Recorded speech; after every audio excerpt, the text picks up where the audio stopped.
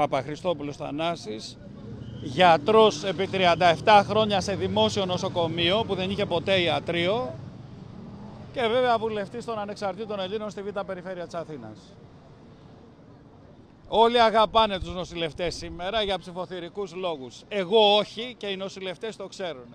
Οφείλω πολλά στις παλιές νοσηλεύτριες και θέλω να ευχαριστήσω. Και όταν πήγα στην Κεφαλονιά να κάνω αγροτικό που ήμουν τυφλοπόντικας και με μάθαινε η ιατρική, η Κική Μαζαράκη και όλα τα υπόλοιπα κορίτσια που ήταν πρακτικές, που κάνανε διάγνωση από τα 100 μέτρα, και στον Ευαγγελισμό όταν ξεκίνησα η ειδικότητα, όταν η Παναγία μας σφύριζε τις...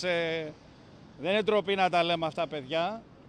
Πιστεύω ότι νοσοκομείο χωρίς νοσηλευτικό προσωπικό είναι ακέφαλο, δεν δουλεύει. Είναι το πιο πειθαρχημένο κομμάτι του νοσοκομείου. Έχει ωράρια, έχει 8 ώρα, δεν ξέρει τι θα πει αργία, τι θα πει Κυριακή κλπ.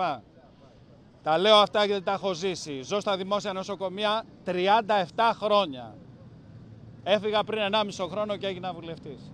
Πιστεύω ότι η έλλειψη νοσηλευτικού προσωπικού σήμερα είναι από τα μεγαλύτερα ζητήματα που έχουν τα δημόσια νοσοκομεία, μάλιστα σε μια εποχή που ξέρετε πολύ καλά ότι ένα 30% αυξηθεί η πελατεία τους, γιατί ο κόσμος δεν έχει λεφτά να πάει στα ιδιωτικά ούτε στους ιδιώτες γιατρούς. Και θέλω εδώ και κάνω αγώνα, σας το λέω να το ξέρετε, το λέω παντού, όχι τώρα, πάντα, ότι καλοί είμαστε εμείς οι γιατροί, αλλά δόξα τω Θεώ είμαστε πάρα πολλοί στην Ελλάδα και θα πρέπει να το ρυθμίσουμε. Αυτό είναι άλλο θέμα.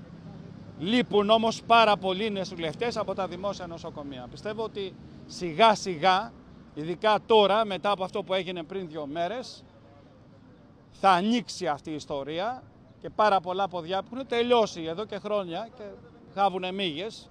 Πάνε και κάνουν βιογραφικά στα ιδιωτικά νοσοκομεία όπου τους εκμεταλλεύονται με απίστευτο βαθμό. Θα πρέπει να αρχίσουν να βρίσκουν δουλειά στα δημόσια νοσοκομεία, τους έχουμε ανάγκη.